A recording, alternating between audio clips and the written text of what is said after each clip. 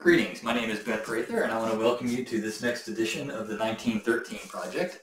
And my original plan for today's episode was to go over the period between Woodrow Wilson and FDR.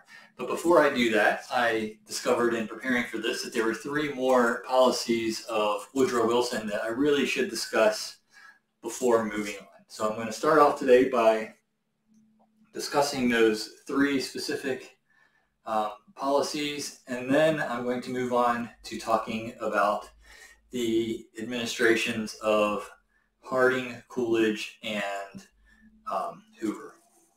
So at the end of Wilson's administration, there were two amendments that were passed that really need to be included as part of the policies that he advocated for.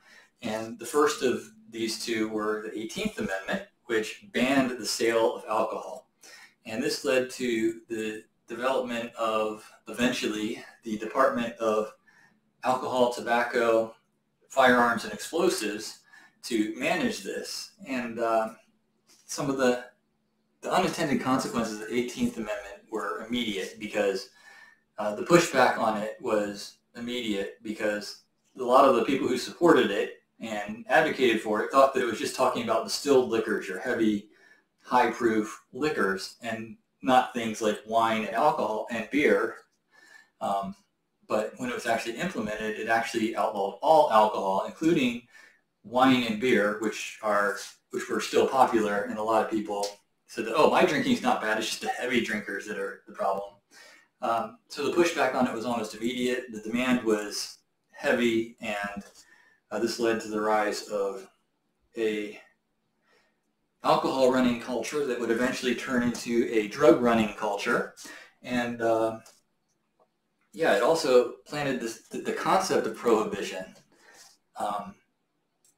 led to the development of drug policies that have, in hindsight, the numbers clearly show that these policies have been implemented in a way that are heavy-handed, especially to the poor and to minorities, more than they are, and the elite and are almost ignored these types of problems.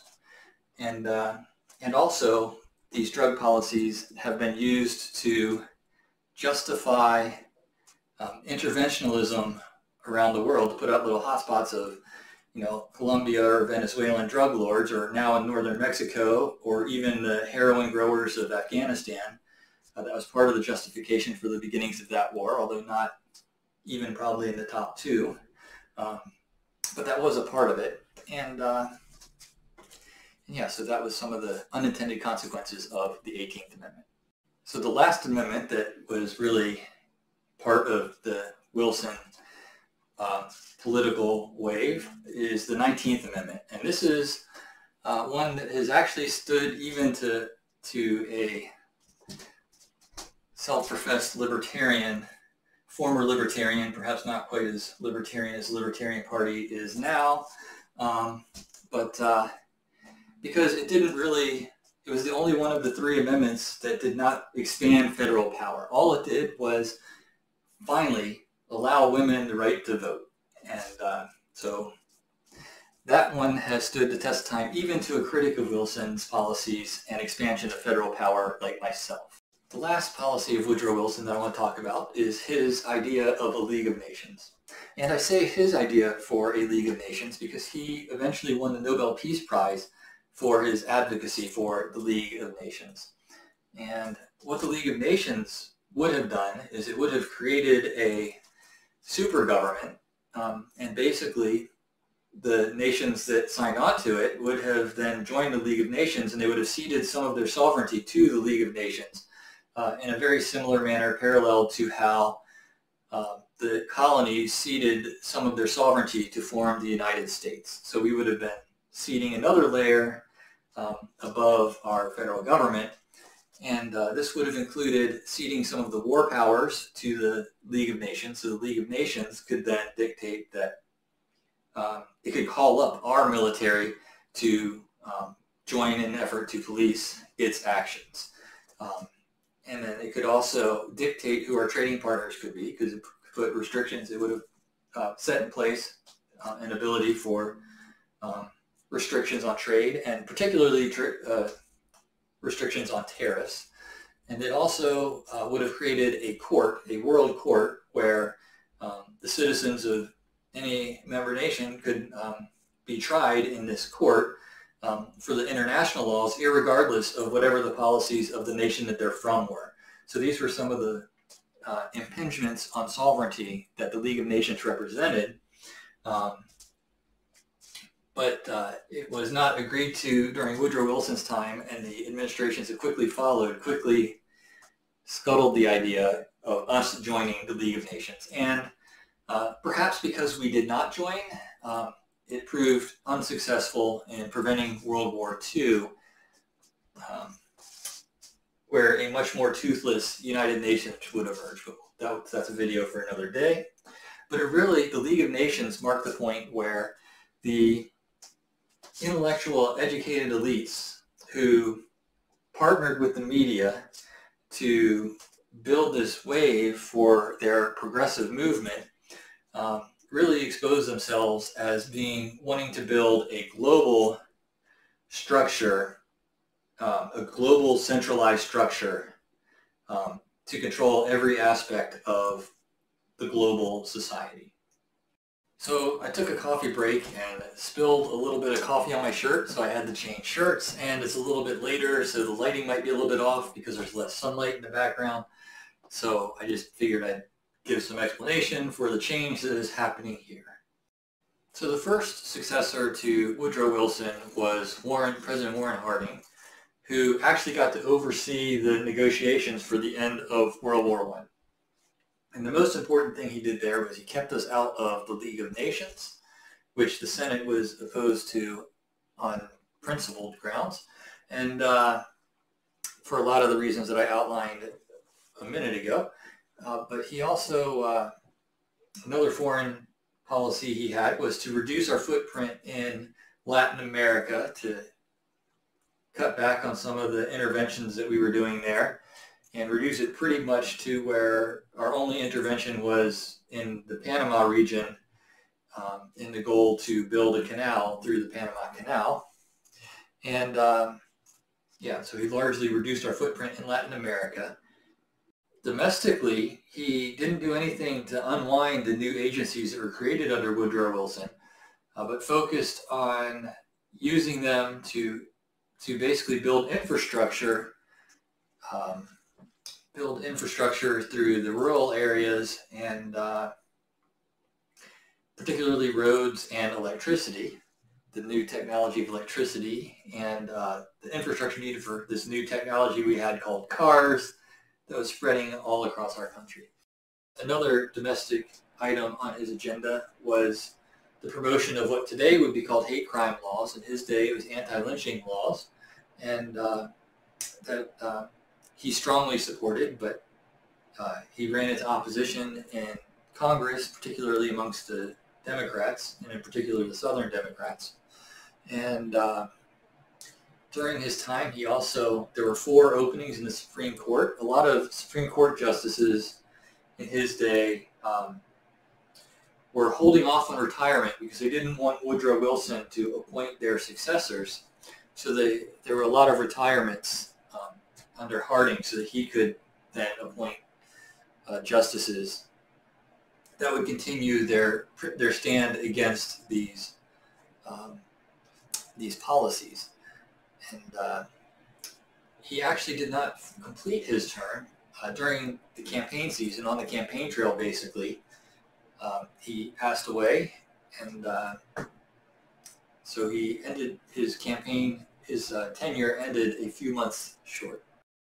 So the next president after Warren Harding was Calvin Coolidge, and one of the things that he did was he finally, after all this time, granted citizenship to all Native Americans, regardless of whether or not they married an American citizen or served in World War I or any other precondition at all. If you were a Native American living in the United States of America, you were a United States citizen.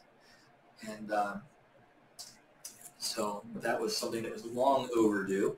He also directed the bureaus under his control to work to minimize regulations, to allow the businesses as much freedom as possible to continue to grow the economy, because he was president during what is now known as the Roaring '20s, and so the government was flush with revenue, and he was actually able to use that to cut taxes and still be able to maintain the spending that they were doing.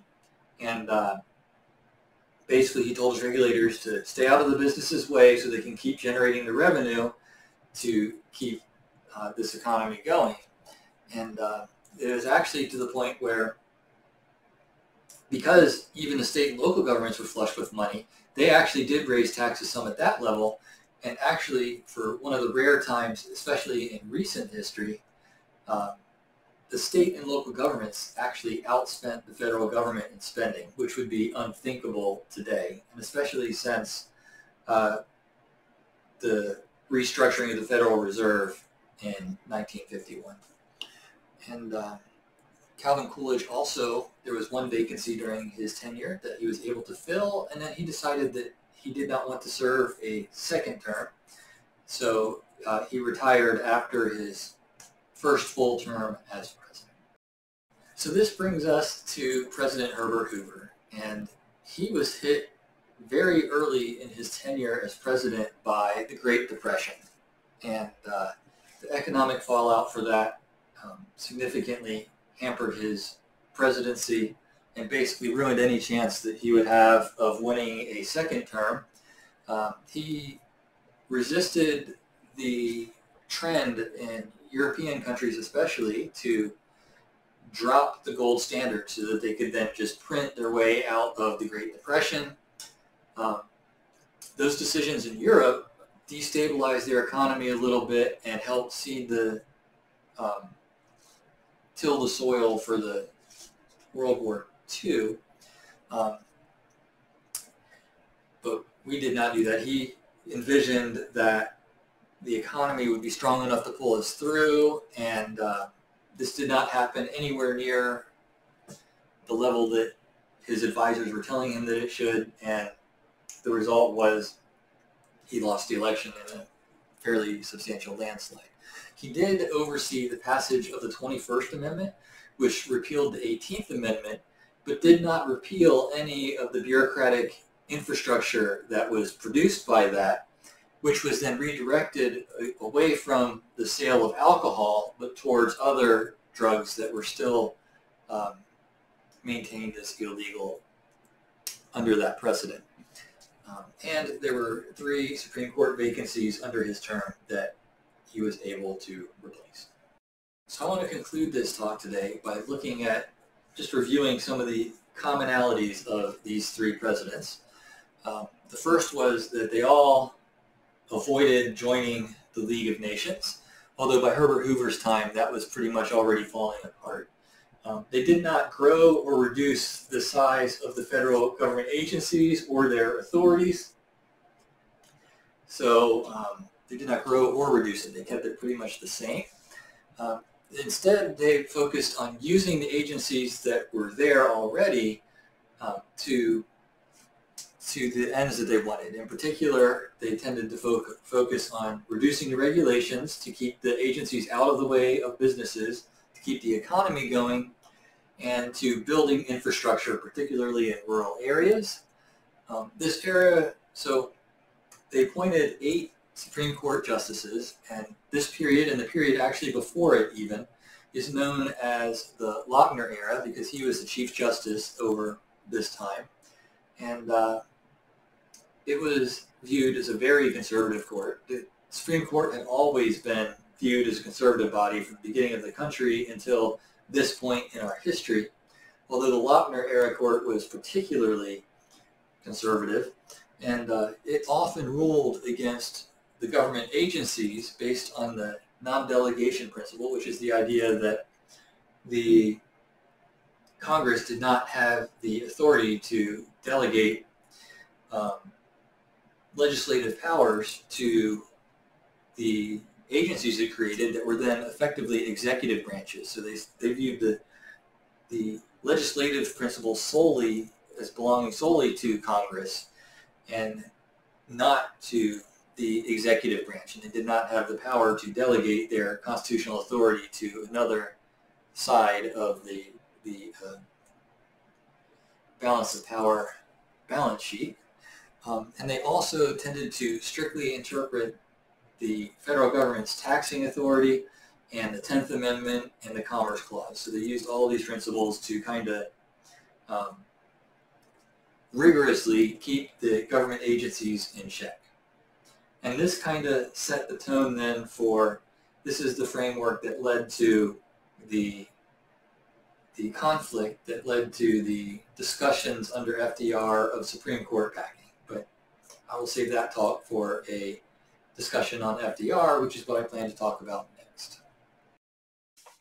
What was Harding's first name? Let me group that up right quick.